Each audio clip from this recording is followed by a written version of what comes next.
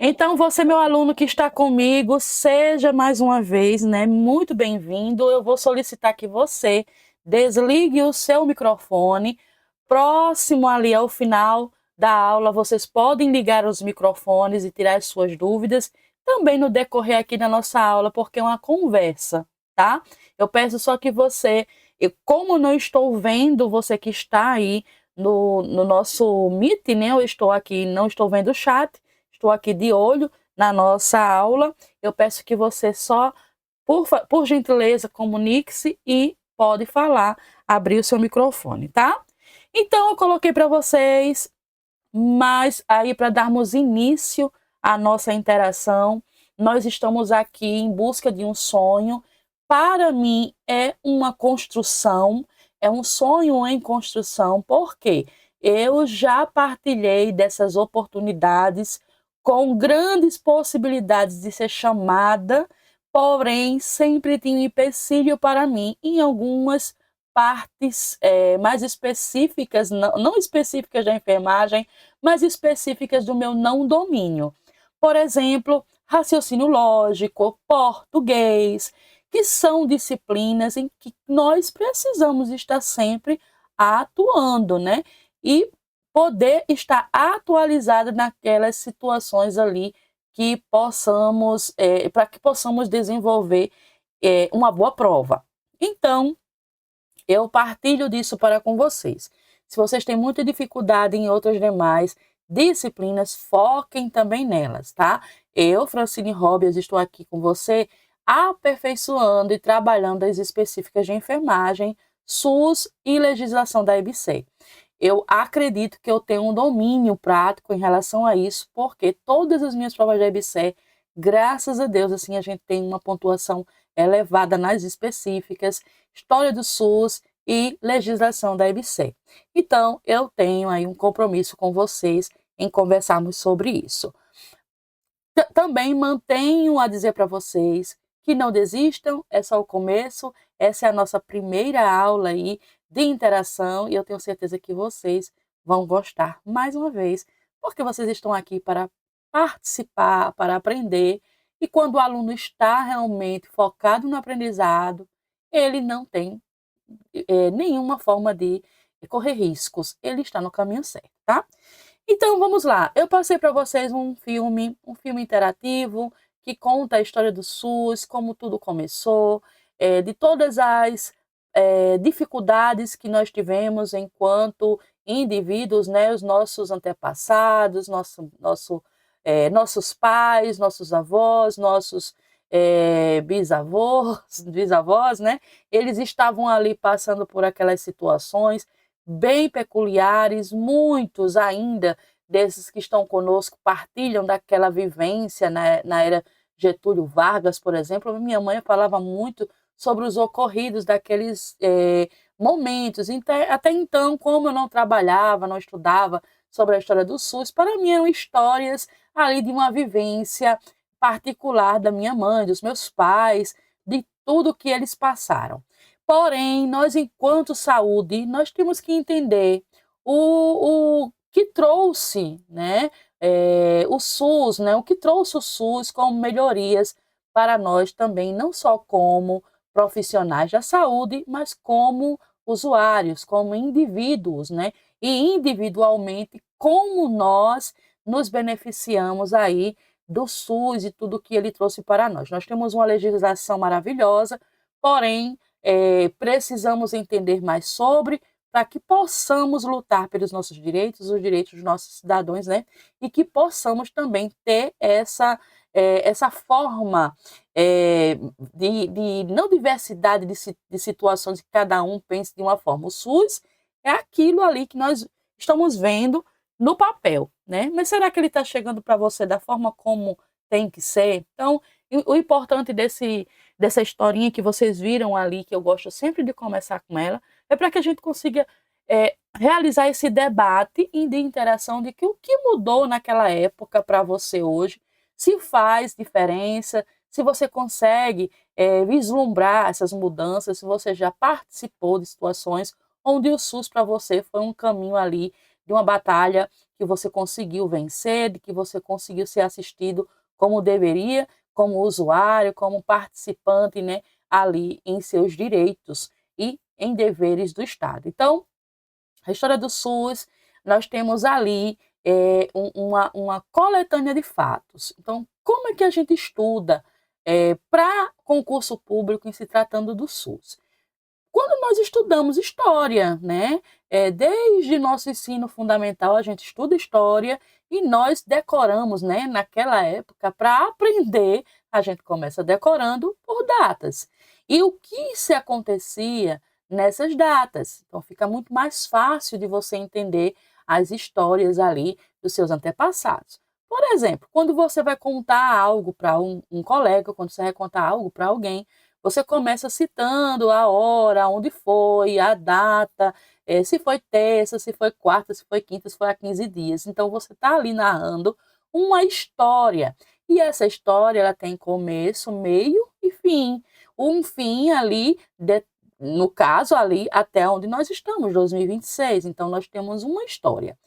Para aprender, eu preciso dividir essas histórias ali por décadas, por situações onde eu consiga raciocinar os períodos, né?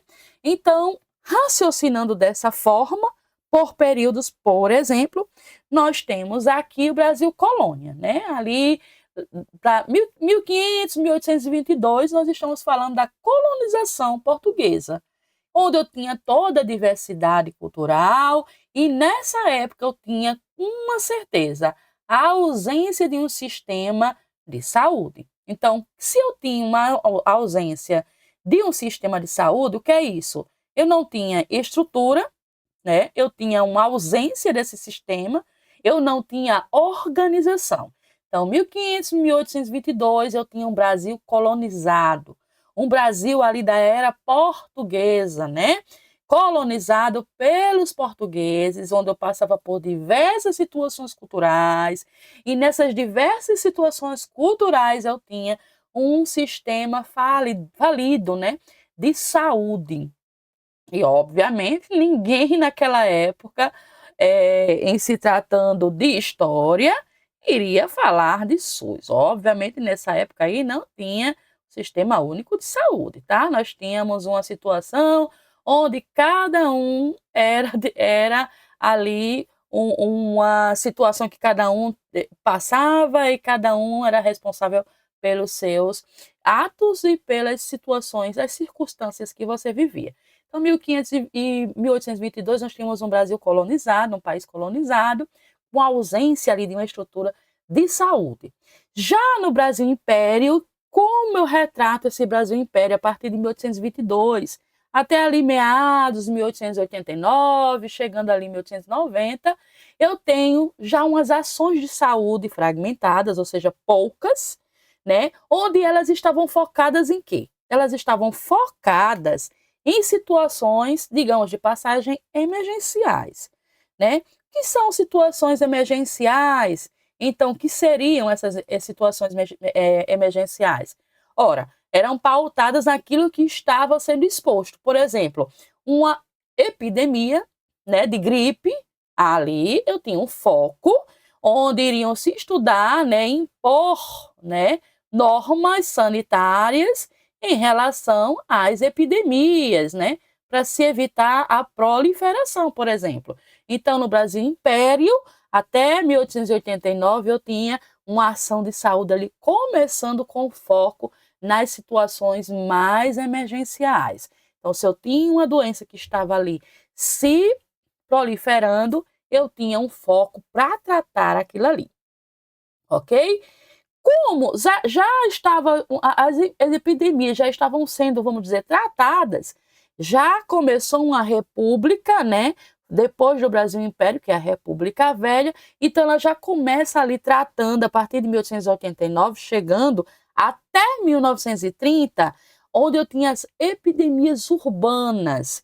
E essas epidemias urbanas, elas eram muito graves. Eu tinha uma epidemia, uma doença que elas eram focadas mais o quê? Em aldeias, né, em senzalas, era focada em locais mais distantes, e nesse momento eu tinha doenças mais devastadoras, que estavam já se alastrando, né, para as áreas urbanas. Então o risco era muito, muito grave e o impacto extremamente negativo.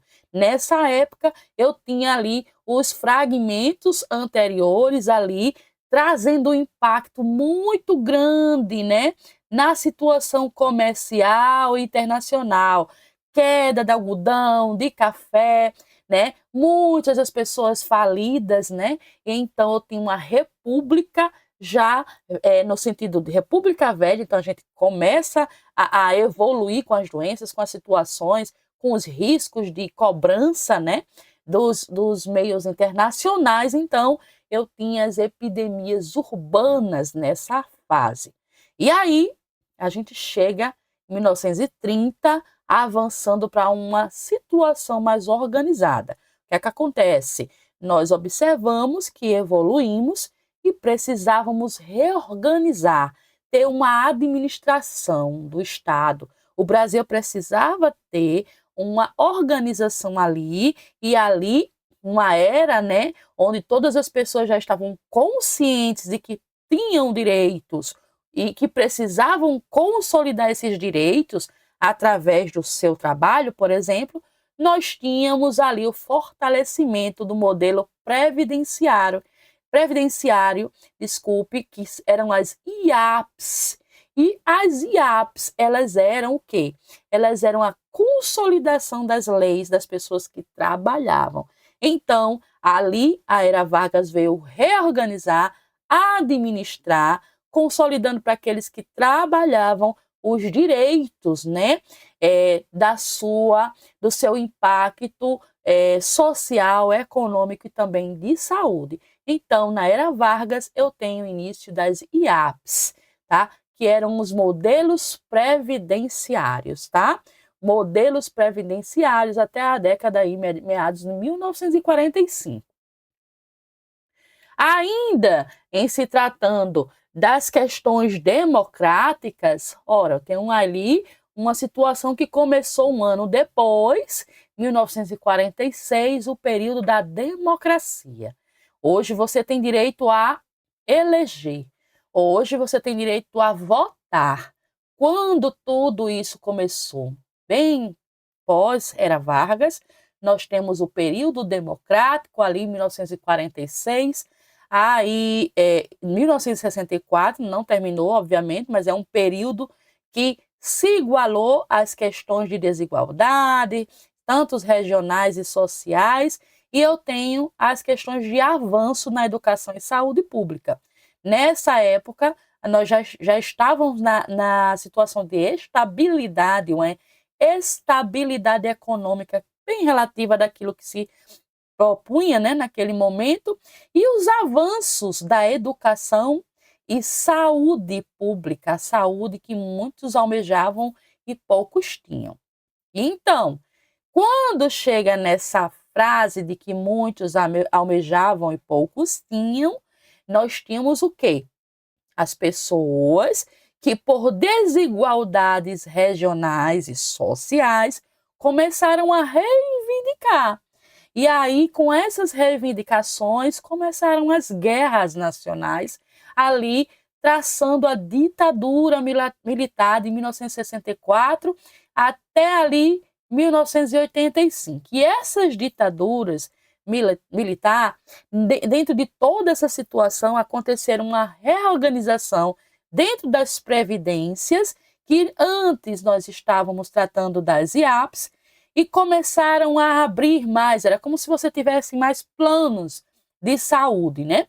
Nós temos aqui planos de saúde tanto nacional como regional, vários planos de saúde hoje, mas é como se você olhasse para 15, 30 anos atrás e tivessem apenas aqueles planos de saúde mais famosos.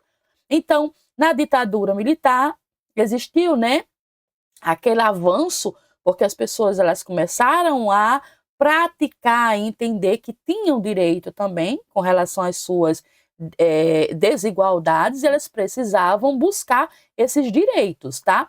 Então, começou uma reorganização daquilo que já estava até então organizado, da Previdência, e essa situação passou a ser destinada como assistências médicas, tá? E essas assistências médicas, que eram as IAPs, né, como modelo previdenciário, nós começamos a ter os INPS, que minha mãe ainda alcançou o INPS, tá? E que era o Sistema Nacional de Saúde, então as pessoas filiadas àquilo ali tinham direito a um Sistema Nacional de Saúde, os INAMPs e os SIMPAS, tá? Isso tudo começou através dos movimentos de reforma sanitária. Até então, nós sabíamos que no período democrático, né, nós tínhamos uma desigualdade regional e social. Por quê? Porque as pessoas que estavam avançando para a educação e saúde eram aquelas pessoas que tinham condições financeiras. Então, se elas tinham condições financeiras, os IAPs, né, e eram consolidados ali para aquelas pessoas que trabalhavam, que tinham condições financeiras, e aquelas que não tinham condições, elas não estavam voltadas para a atenção. Então, na era da ditadura militar, ali se tratando, já chegando em 1985, nós começamos um movimento, e esse movimento começou a ampliar essa questão da reorganização de saúde, para que todos tivessem o mesmo direito dentro das suas particularidades, tá? E aí nós temos a era de pós-redemocratização, onde nós temos a consolidação da Constituição Federal de 1988, que é a criação do Sistema Único de Saúde, o nosso tão maravilhoso SUS. Então, em 1988, nós temos ali a consolidação, né? Em se tratando, nós temos a lei ali chegando para a gente, né? A Lei 8.000, né? A Lei 8.000 ali se tratando de várias vertentes que vão começar, tá? Começou a se dizer, vamos falar dessa forma, né? Começou a se dizer que agora todos vão começar a ter um tratamento digno de saúde, mas calma, que é só um começo, tá? A Lei Orgânica de Saúde, ela está ali apenas começando, tá? Então, vamos conhecer mais sobre essa lei, né? E sobre como estão essas diretrizes que nós tanto observamos hoje, tá certo? Então, vamos lá. Começamos ali a interagir com o início, tá? Onde todas as situações que vocês possam imaginar para que você tivesse o SUS de hoje em dia, começou a partilhar, né? Começou-se a se buscar mais sobre o conceito. Nós temos um Brasil ali que era um Brasil colônia, como a gente falou, então aqui tem aquele resuminho que a gente sempre gosta de falar. Então, os contextos gerais daquilo que a gente falou. Quando a gente fala de Brasil colônia, a gente tem que lembrar que era a colonização portuguesa, e onde a influência da Igreja Católica era muito forte, e as diversidades culturais, por exemplo, como as questões dos índios, né, e os europeus e os africanos tinham uma situação ali, de um contexto meio que não se andavam muito bem juntos. E nessa época nós não tínhamos nenhum tipo de estrutura de saúde, tá? Então, Brasil colônia, zero ausência de sistema, aliás, zero sistema de saúde, tá? E aí nós tínhamos um sistema de saúde, mas a nível de quê? Das práticas que cada uma das diversidades culturais tinham. Por exemplo, as práticas indígenas, né, tinham as suas questões de saúde, quando, por exemplo, eles falavam e tratavam a saúde como concepção espiritual, né? E eram os castigos que eles acreditavam que estavam tendo dos astros, né? Das situações climáticas que eram provocadas pelos feiticeiros, feitiçarias e tudo mais. Então, para eles, né, na questão indígena, era uma situação muito mais espiritual do que o do corpo, né? Não se tratava de uma situação ali do corpo que precisasse ser tratada, tá? Então, eram assim que os índios tratavam. E muitas pessoas também procuravam e entendiam com relação a isso, tá? Geralmente, a gente esquece que todo o impacto da colonização, ela contribuiu para que as doenças, né, europeias, como varíola, sífilis, que são as doenças emergentes. Que são as doenças emergentes? São aquelas doenças que emergiram, elas vieram, né? Elas vieram como consequências, trazendo para a gente o quê? Epidemias, dizimando muitas pessoas, tanto das questões indígenas, como também ali dos povoados, né, do nosso país. Então, nós temos ali a construção das práticas que muitas pessoas procuravam também pela cura, né, através dos índios, ok? O Brasil colônia, 1500 até 1822, então mais um resumo, né, que a gente conversou sobre isso, toda a questão das manipulações de medicamentos, né, as questões das antigas farmácias, que eram as bóticas, né, as boticas, que ofertavam os alimentos e um conforto que tinha de espiritualidade para aquelas pessoas. E também a questão das santas casas de misericórdia. Então, cai muito em concurso público a questão da era religiosa, na assistência religiosa. Nós temos a atenção dos jesuítas e das santas casas de misericórdias, que tinham como caráter o quê? De atender as pessoas pobres. E quem atendia essas pessoas pobres? As pessoas mais comuns, tá? Como inclusive as prostitutas, as pessoas moradoras, né, de rua, como não tinham ali onde morar, elas estavam naquela comunidade, naquela situação ali filantrópica, destinada a ajudar os pobres e desamparados, tá? E aí, em 1808, nós temos a chegada da família real, com todo o contexto social de crescimento urbano que nós temos hoje em dia. Apesar de todas essas situações de epidemia, nós temos também as primeiras escolas médicas que foram criadas na Bahia e Rio de Janeiro, através ali da chegada da família real, até então portuguesa, tá? Ok, pessoal? Então, nós temos aquele modelo, né, das instituições sanitárias que nós falamos, como os provedores, né, ali de 1809, com as melhorias das inspeções sanitárias, dos portos, né, de viagem, as construções que começaram pelos alvarás, construções ali de controles sanitários através dos navios e a vacina contra a varíola, também em 1811. Então, 1811, nós já tínhamos ali a vacina, que obviamente avançou nos estudos e hoje tem mais eficácia em sua qualidade. Mas, em 1811, nós já estávamos ali com a construção da vacina contra a varíola, que matou, dizimou milhares, centenas de milhares de pessoas ali na Brasil colônia, tá?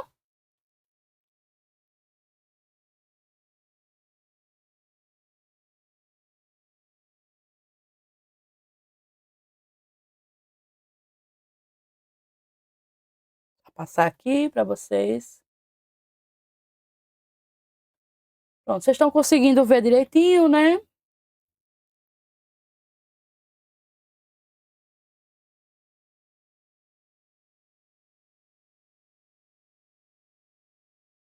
Então vamos lá, vamos continuar aqui. O Brasil Império, como a gente já falou, teve toda aquela construção das ações de saúde que foram fragmentadas, a gente viu que tudo aquilo ali contribuiu para os focos das epidemias e também das questões das normas sanitárias que foram impostas. E aí a gente vem com a institucionalização da medicina, ampliando ali os conceitos médicos, onde tivemos a formação dos primeiros médicos em 1832, tá? Então, nós temos ali pessoas já aparecendo para dar um norte, né? Uma melhoria no que a gente tanto fala das doenças que tinham naquela época. Nós tínhamos ali as primeiras pessoas que estavam trabalhando para impor e controlar. Então, nós temos o quê? Nós tínhamos todo um paradigma médico com as teorias miasmáticas, né? que eram aquelas doenças que eram causadas pelo ar. Então, a doença não podia passar de uma pessoa para outra, se acreditava que simplesmente ela vinha pelo ar. E ainda tínhamos também a pressão, né, das pessoas, dos índios, das crenças espirituais que acreditavam em toda essa teoria. Já a partir da bacteriologia, que começou em 1870, nós tínhamos as doenças causadas, então, pelos micro-organismos, e por isso a expansão das vacinas. A epidemia da febre amarela, que chegou em 1849 até meados de 1850 com um controle, né? Teve também nessa fase a criação da Junta de Higiene Pública, o controle sanitário dos portos e a fiscalização médica, chegando junto da era República Velha, com o contexto todo ali aclamado, que nós conversamos sobre isso, hoje trazendo a situação sanitária, evoluindo até a fase de 1990, que temos aí a entrada do SUS. Então, nós temos o conceito ali referenciado. Como é essa situação sanitária? Então, o presidente, né, Rodrigues Alves, lançou em 1902, tá, o Programa de Saneamento do Rio de Janeiro com combate à febre amarela, que até então estava instalada sem nenhuma prerrogativa de cura.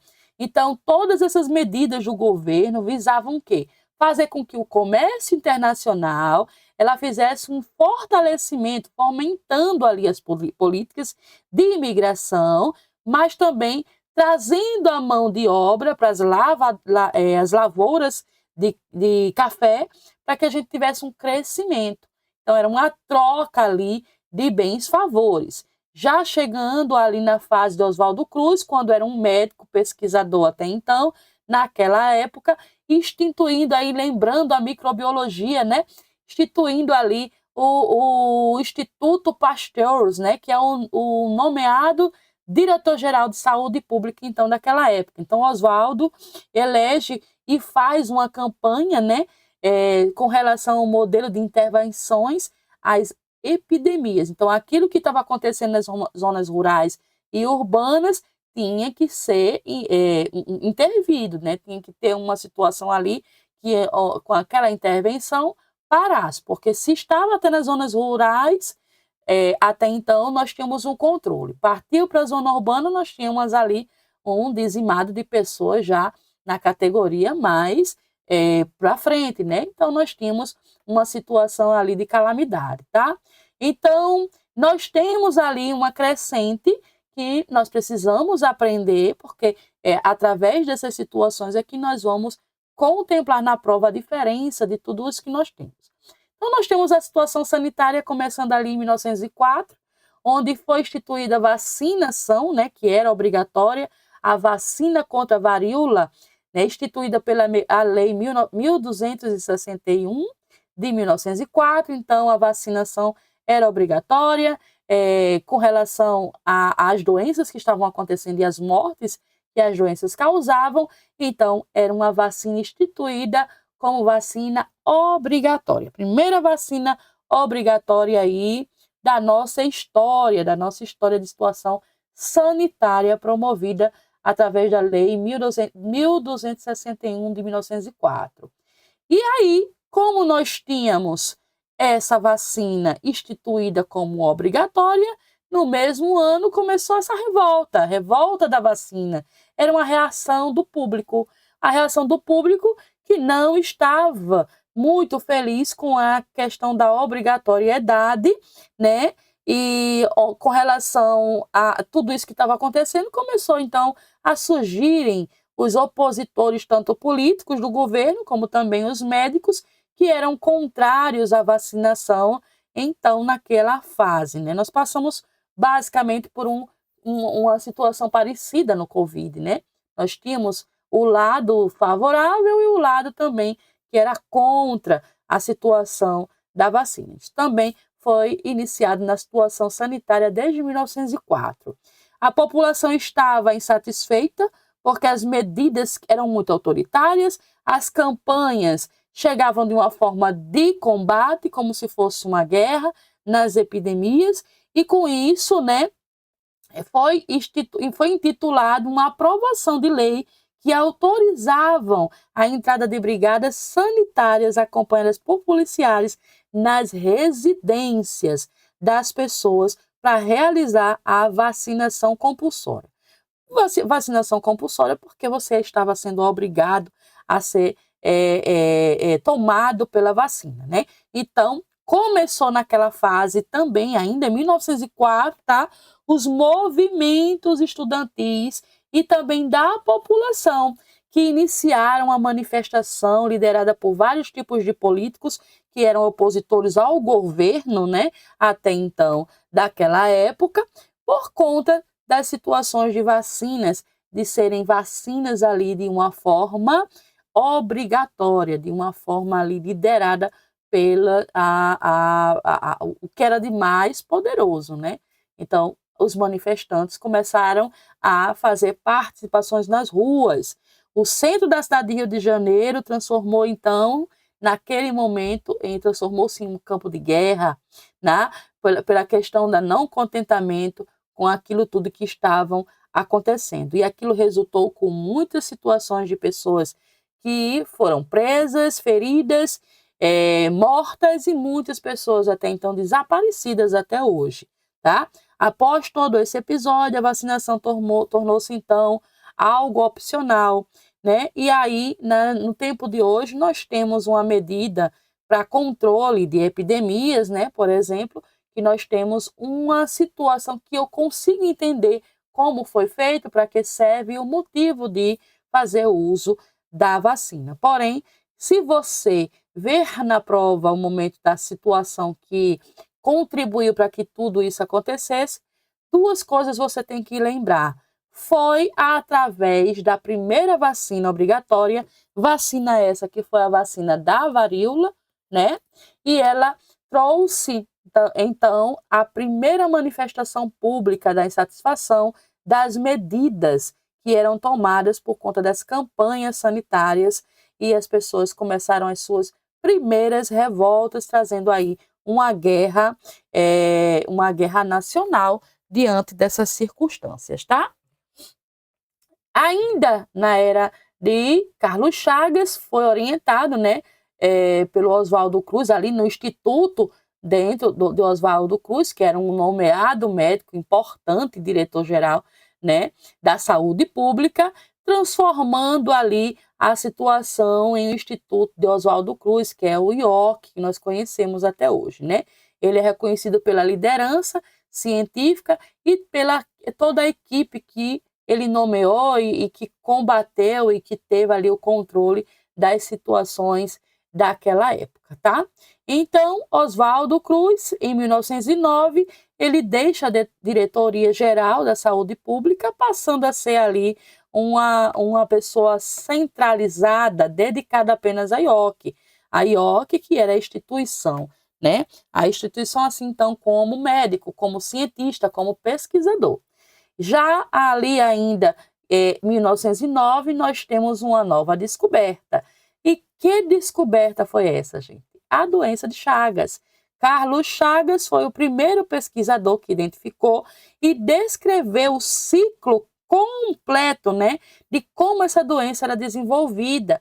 E com essa identificação desse parasita, ele descobriu quem era o seu vetor, o hospedeiro que fazia, então, a doença, né, agravar-se por conta dele. Foi um marco para a instituição Oswaldo Cruz, trazendo ali uma das primeiras grandes pesquisas, além da vacina que estava até então sendo somada para contribuir para o tratamento, né, público. Então, nós temos ali a descoberta das doenças de Chagas, tá? Doenças de Chagas em 1909.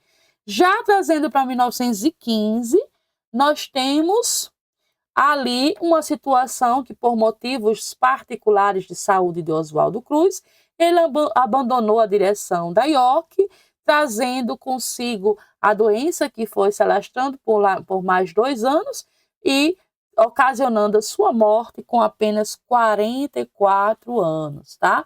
Então, Oswaldo Cruz, que tanto contribuiu ali para a ciência, com as suas descobertas, com toda a sua interação para o movimento de saúde pública naquela fase, naquela época, morreu ali aos 44 anos, em 1917.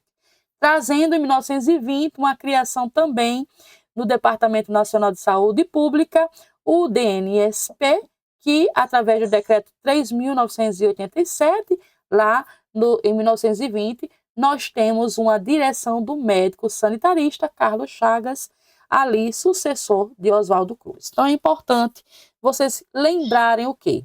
Lembrar que Oswaldo Cruz, ele teve uma dominância muito grande, né? Ali na York, trabalhando, pesquisando, fazendo descobertas, e ele foi um grande marco ali até 1917, que foi o ano de sua morte. E quem foi o seu sucessor? Importante você lembrar, porque você lembrando disso, você vai lembrar de toda a história do SUS. Veio o Carlos Chagas, tá? Descobridor, então, da doença de Chagas ali, através do vetor, né? Que é o famoso barbeiro, tá? Carlos Chagas inova todo aquele modelo que a gente tinha, campanhista, que Oswaldo Cruz tinha criado. Então, ele faz uma introdução de um programa, o quê? Um programa educacional sanitarista para a população, de uma forma de prevenir doenças. Enquanto nós tínhamos ali o acréscimo de Oswaldo Cruz estudando as doenças existentes, nós tínhamos agora Carlos Chagas lembrando que as doenças poderiam ainda aparecer. Então, ele trabalhava com a questão da prevenção, não só o tratamento. Então, Carlos Chagas, ele estava o quê? Pensando no que poderia acontecer. Então, ele já se preparava, estudava as doenças que poderiam acontecer, tá? E aí, em 1923, foi lançada a Escola de Enfermeiras dentro do Departamento Nacional de Saúde Pública, o DNSP, fazendo com que nós tivéssemos uma organização fundamentada, né, que era uma fundação Roscliffe, adotando modelos modernos de formação em enfermagem e saúde pública, ali em 1926, chamando então a nossa primeira escola de enfermeiras Ana Nery, tá? Então é importante a gente entender essa revolução, todo esse caminho aí para a gente entender até agora o que está acontecendo, quais são os movimentos e por que a gente ainda tem que lutar tanto para que nós tenhamos um SUS ali de qualidade, tá? Criando ali agora, em 1923, em se tratando de um marco onde todos nós temos a capacidade de melhorias, foi decretado, então, as caixas de aposentadorias e pensões, tá? Eu peço só para que quem esteja com o microfone ligado, por gentileza, possa desligar, para que a gente consiga ter somente o som da aula, tá certo? Ok? Então, observem se seus microfones estão desligados, por gentileza. Pode ser que alguém tenha chegado após e o microfone ficou ligado e a pessoa não percebeu, tá bom? Então, vamos lá. Nós sabemos que a história, tá, pessoal, é uma história bem longa. A gente traz aqui alguns tópicos que são importantes para você entender. Você não precisa aqui estar decorando, não é para decorar datas em si. Quando você lembra das datas, obrigatoriamente, você decorou, porque você está falando de meados, você está falando de tempo, e você sabe o que aconteceu. Então, o contexto fica melhor para você, tá? Se torna menos enfadonho, tá? Então, ali eu tenho, 1923, um marco super importante que eu não posso esquecer, que era o marco inicial da Previdência Social do nosso Brasil, tá? Com os benefícios ali restritos a quem? Apenas a quem eram os trabalhadores. Então, trabalhadores e pessoas assim que tinham condições financeiras, elas tinham direito a ter o programa de assistência de saúde, tá? O financiamento ali que existia eram as contribuições dos trabalhadores através das suas tarifas ferroviárias, né, que focavam ali nos ferroviários, que eram aquelas pessoas que trabalhavam o quê? Construindo as cidades que nós temos hoje. Então, elas eram as pessoas beneficiadas com o direito à saúde, tá? Então, era bem restrito mesmo, aqueles que tinham condições. E na era Vargas, nós temos o contexto geral que aconteceu, que foram as revoluções, né? Com a ascensão de Getúlio Vargas ao poder, começou-se o processo de industrialização, urbanização acelerada, muita coisa construindo, muitas guerras, consolidações das políticas sociais que estavam ali voltadas para o trabalhador da cidade. Então, nós tínhamos uma saúde inadimplente para aqueles que não tinham trabalho, e uma saúde adimplente para aqueles que tinham ali contribuições, tá? Então, 1930 era uma era ali da criação do Ministério da Educação e Saúde Pública, tá? No decreto 19.402. 1930 nós temos a criação do Ministério de Saúde e de Educação, tá? Pública. Dentro dessa situação, com as funções de coordenar as ações que propunham ali um movimento sanitário campanhista do período anterior. Então, nós tínhamos campanhas em prol das situações das pessoas que poderiam prover saúde. Ainda em 1930, com essa criação do Ministério do Trabalho também, da Indústria e do Comércio, dentro desse decreto, com as pessoas que poderiam ter saúde contemplada, tá? 1933, criou-se a instituição da aposentadoria e pensionista, ou seja, aqueles que trabalhavam continuam tendo direito à saúde, né? E onde estão aqueles pobres que não têm salário? A mulher, né, que é dona do seu lar, ela não era como hoje em dia, você pode colocar sua esposa, por exemplo, como colaboradora do seu plano de saúde, né?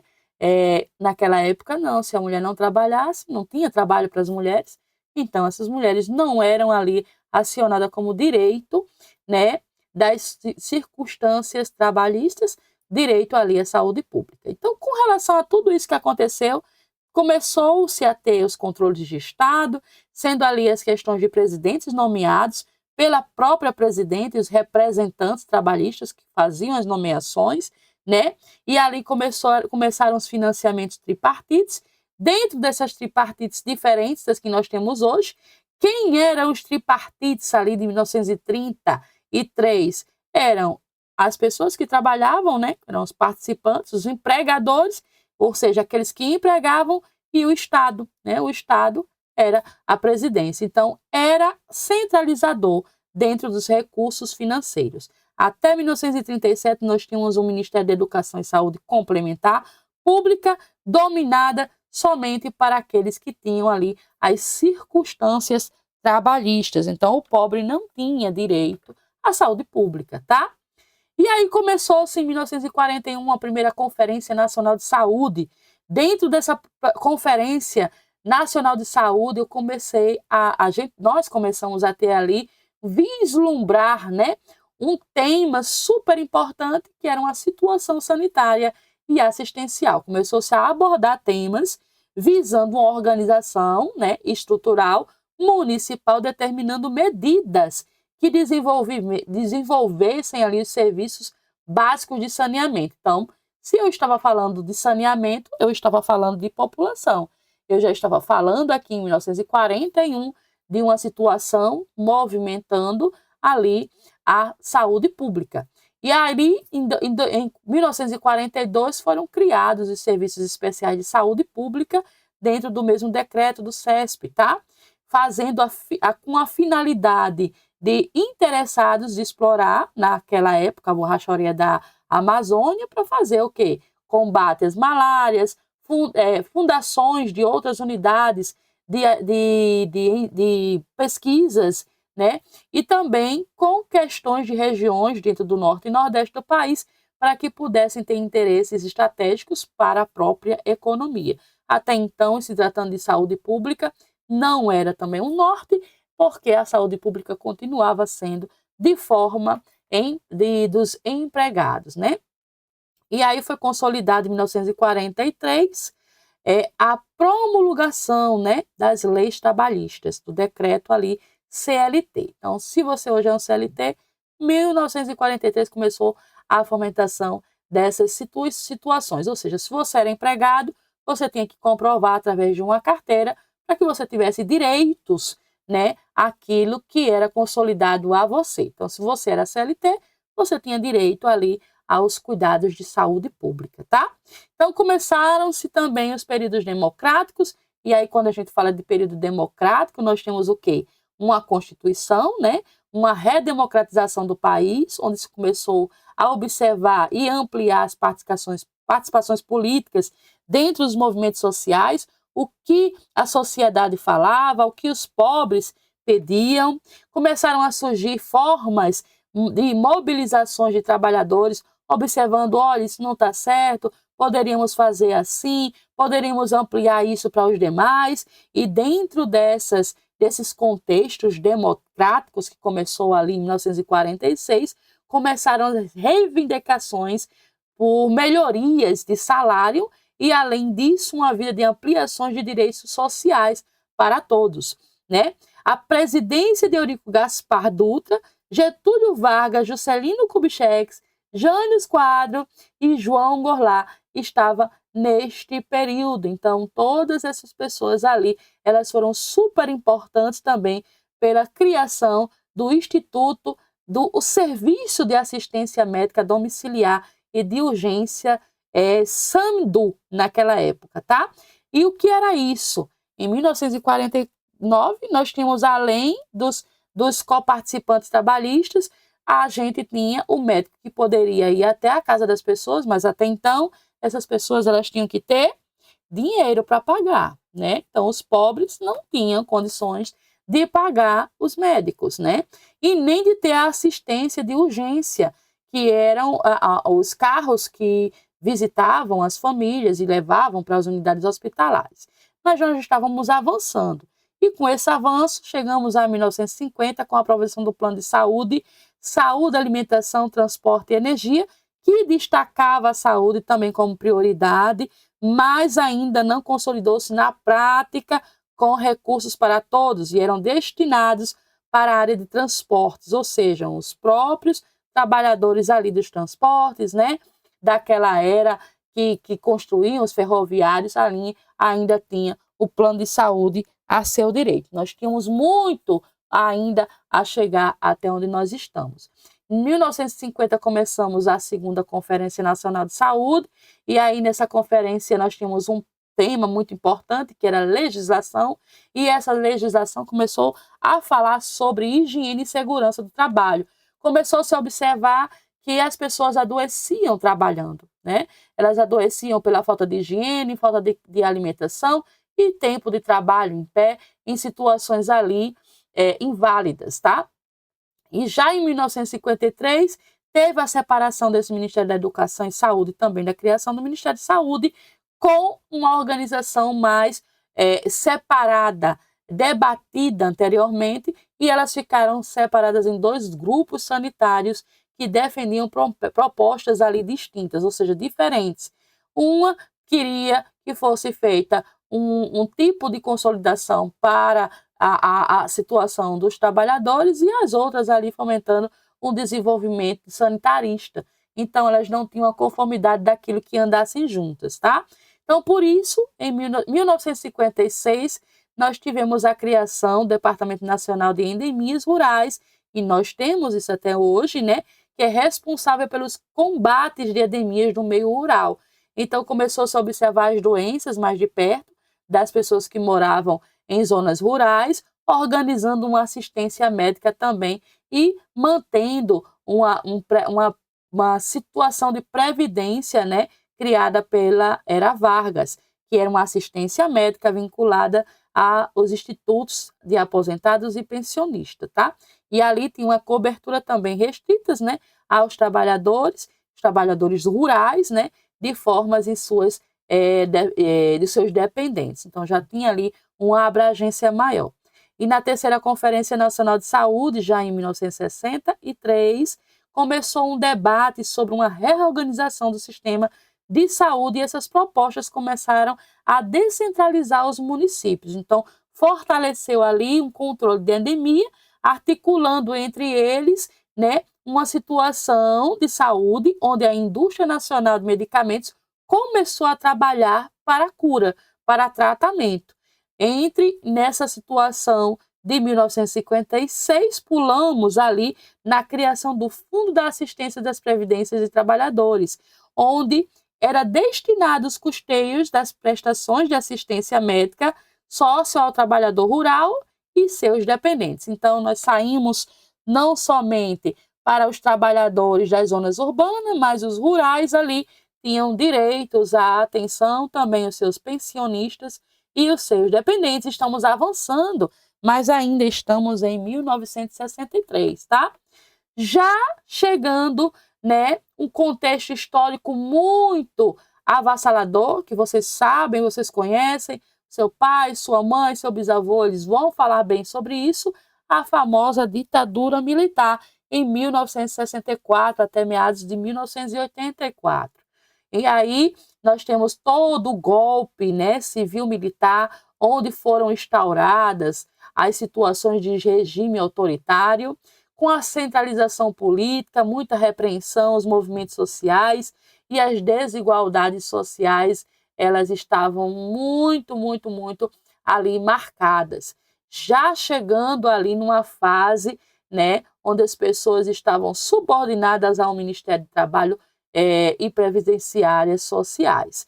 Essas medidas, elas eram uniformizadas aos benefícios e todas as categorias acabavam simplesmente com os gestores e as pessoas que tinham capitais. Chegando, então, o movimento de reforma sanitária a partir da década de 70, com a instituição ali do Programa da Assistência ao Trabalhador Rural. Então, nós tínhamos o Pró-Rural, né, que era uma lei de 1971, que era a prestação de seguintes serviços: aposentadoria por velhice, aposentadoria por invalidez. Então, se hoje você tem direito, 1970 já tinha começado esse segmento, tá? Auxílio funeral, serviço de saúde e serviço social eram prestadas àquelas pessoas ali da Pró-Rural, aquelas pessoas que trabalhavam, então elas tinham esse direito de aposentadoria. E ali, em 1973, também ainda criação do Programa Nacional da Imunização, da PNI, né? Ou seja, imunização, PNI, Dia de Combate às Endemias, Dia de Combate às Doenças. Então, foi criada o Programa Nacional de Imunização, PNI, que são as vacinas. Foi institucionado em 1975, ou seja, tornou-se público, tá?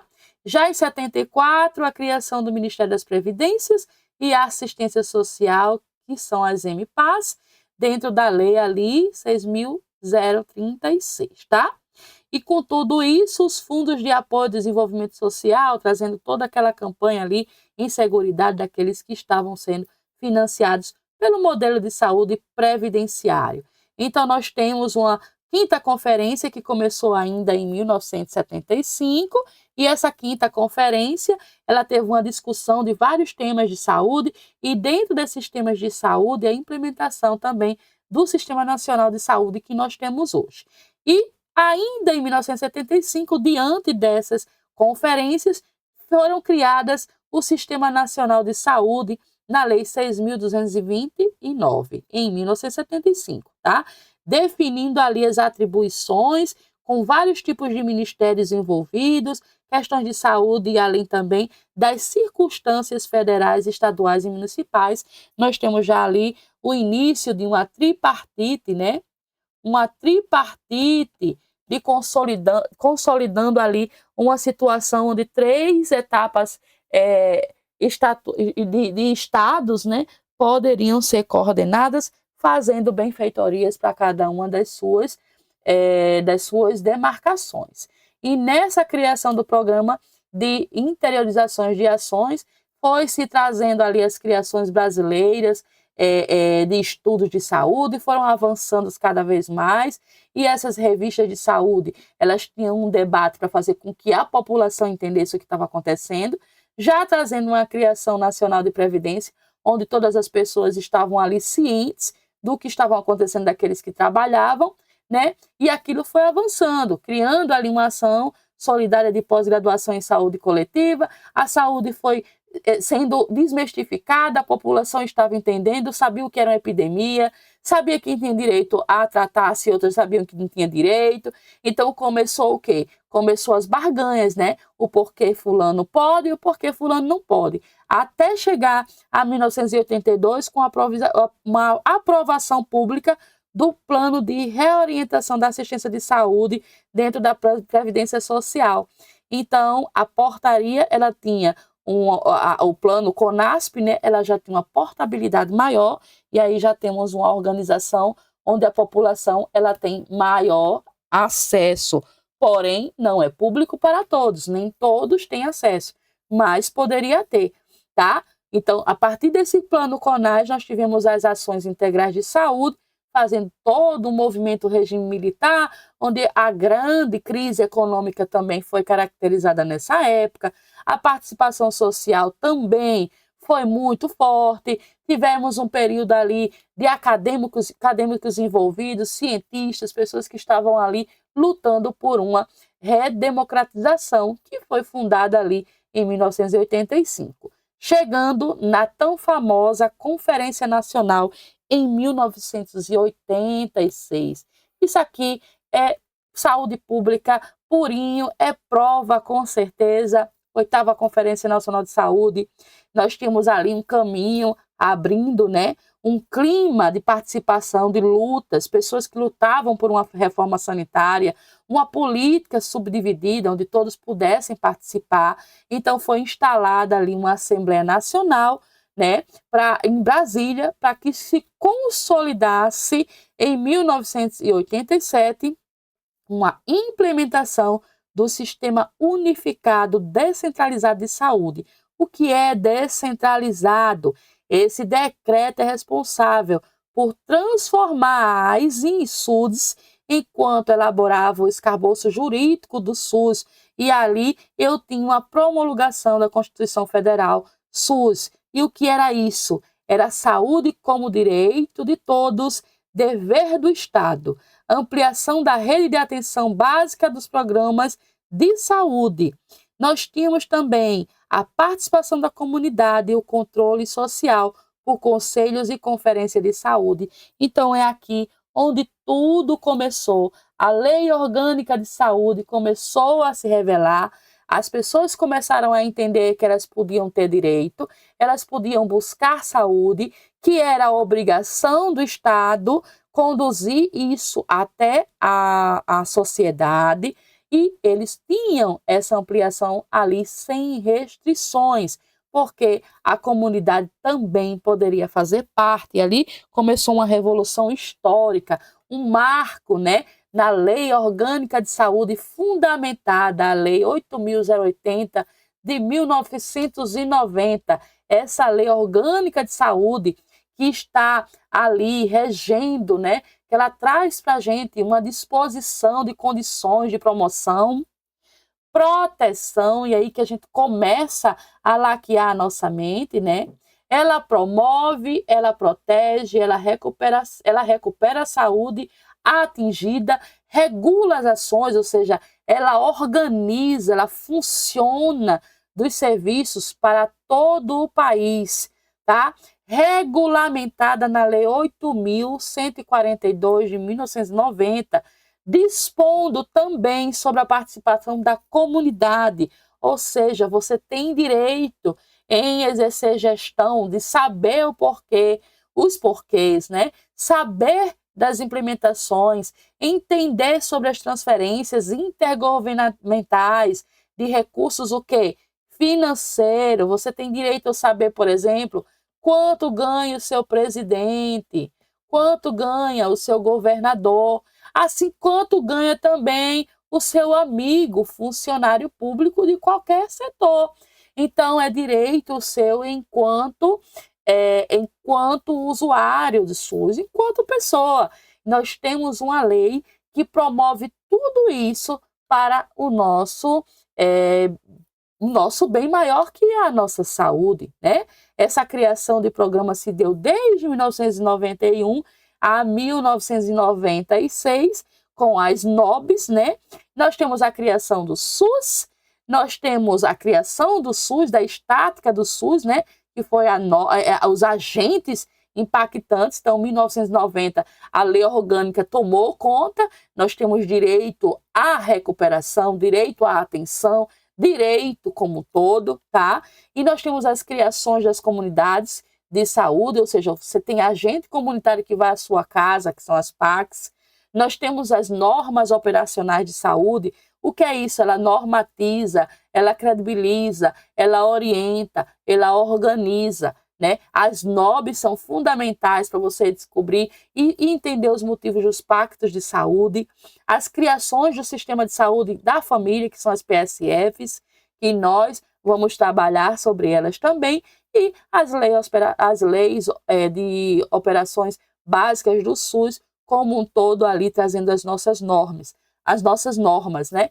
Que são normas operacionais de assistência, ou seja, são organizações dentro do programa de expansão consolidando o SUS para todos. E hoje nós temos ali o Serviço de Atendimento Móvel de Urgência construído em 2003. Muitas pessoas achavam, né, que ela foi construída em 1992. A SAMU ela veio em 2003, trazendo para nós, através da portaria 1864, né, como um estatuto dentro do Pacto de Saúde. Quando a gente fala pelo Pacto pela Saúde, nós estamos falando de transporte também sanitário, tá? Transporte, agente de saúde que vai buscar o doente, leva até uma atenção.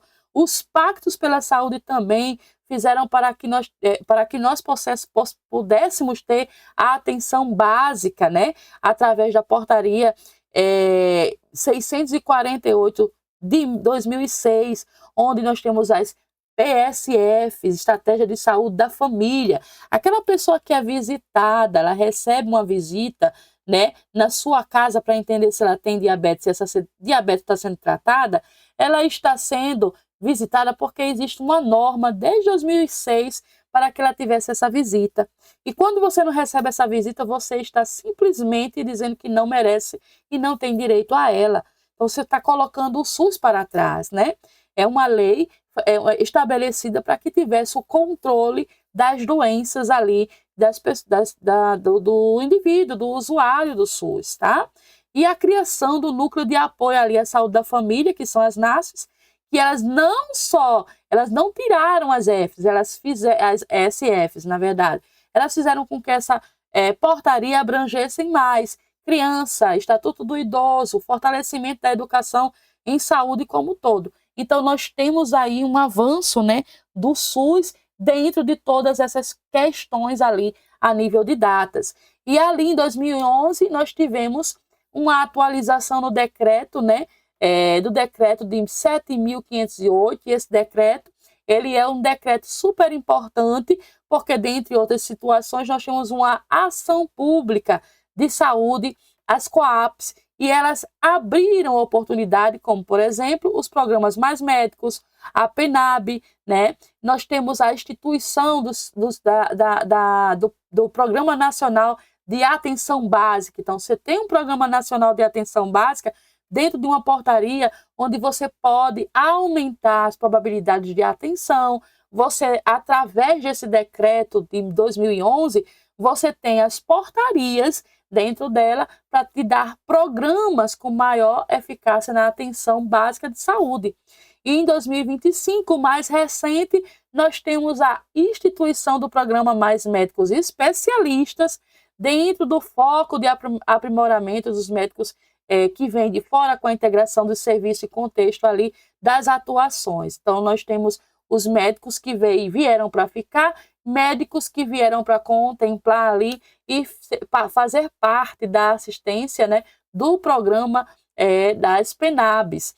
Então, nós estamos ali numa portaria em avanço. Isso aqui é basicamente, pessoal, o que vocês viram, mas de uma forma mais melodramática, a nível de data, para vocês entenderem minuciosamente que o SUS ele não foi construído, e ele não foi construído de uma hora para outra, assim como ele também não pode ser destruído e ele não vai parar de ser construído, tá? Quando nós falamos de SUS, nós temos que nos atentar primeiramente a começar a entender o que é essa lei 8.080, que é a Lei Orgânica da Saúde. 80/90, né?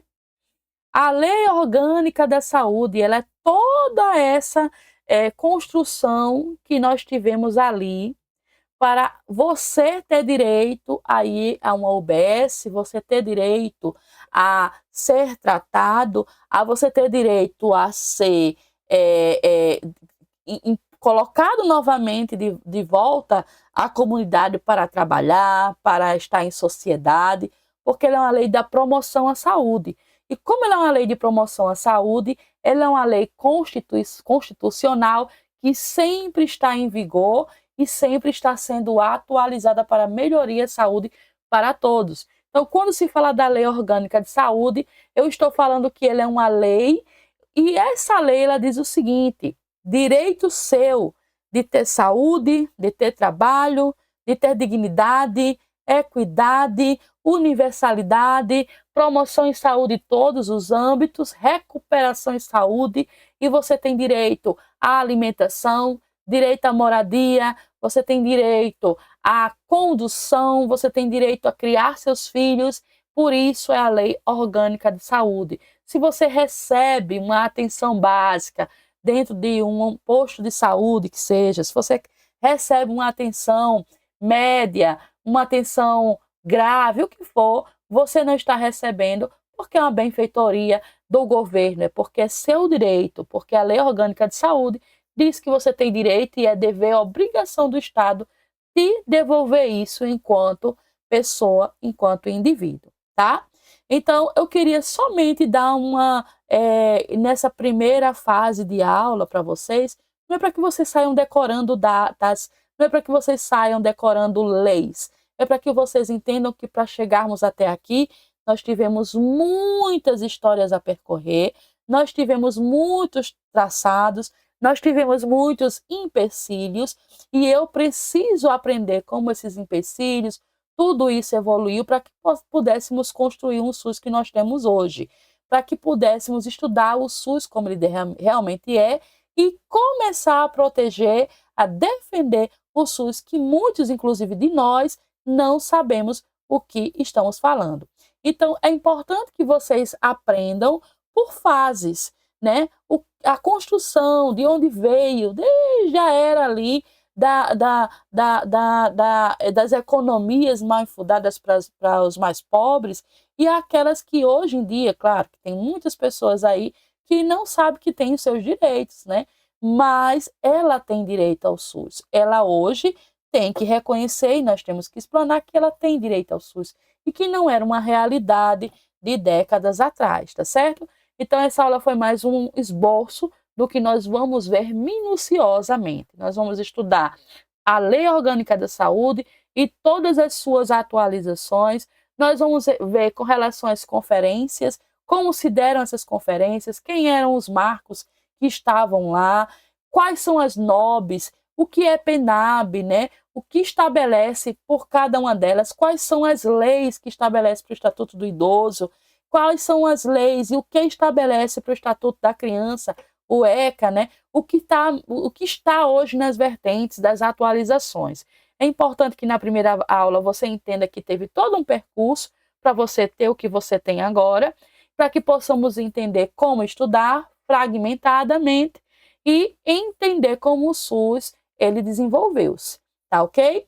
Então, essa foi nossa primeira aula de demanda, de uma recapitulando, né, tudo isso para vocês, e nós vamos dar continuidade, é só o começo, nós temos muito o que ver, EBSER é o começo, com certeza para mim e para você, de muitas coisas grandes que você vai ter, eu tenho certeza, e você não está só se preparando para a EBSER, quando você estuda a legislação, quando você entende SUS, quando você entende da história do SUS, você está preparado para todo e qualquer concurso que você venha fazer.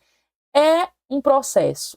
História não é fácil para quem não gosta de conversar, para quem não gosta de ler, mas fragmentado fica muito mais fácil para você, e você entendendo como se deu até agora, ficará mais fácil quando nós formos estudar cada lei daquelas que a EBSER tanto pede, que o SUS, né, na verdade, é tão cobrado ali nos concursos públicos, tá bom? Ok? Então, nós vamos encerrando por aqui, porque eu deixei uma atividade. Você que vai assistir essa aula gravada já viu que tem uma atividade lá referente à nossa aula 1, que foi a aula que eu demarquei para que muitas pessoas pudessem assistir sobre ética da enfermagem. Vocês vão responder essas atividades que eu deixei lá no nosso grupinho.